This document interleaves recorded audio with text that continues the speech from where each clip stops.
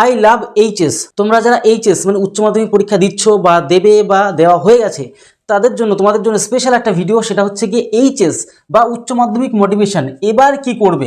উচ্চ মাধ্যমিক পরীক্ষার পরেই তোমরা বুঝতে পারবে জীবনের আসল বাস্তব, এখান থেকেই তোমরা কিন্তু চেনা শুরু করবে। তাই আজকের ভিডিওটি তোমাদের জন্য, তোমরা যারা উচ্চ মাধ্যমিক পরীক্ষা দিচ্ছ বা উচ্চ মাধ্যমিক পরীক্ষা দেওয়া হয়ে গেছে তোমাদের জন্য স্পেশাল ভিডিও এটি।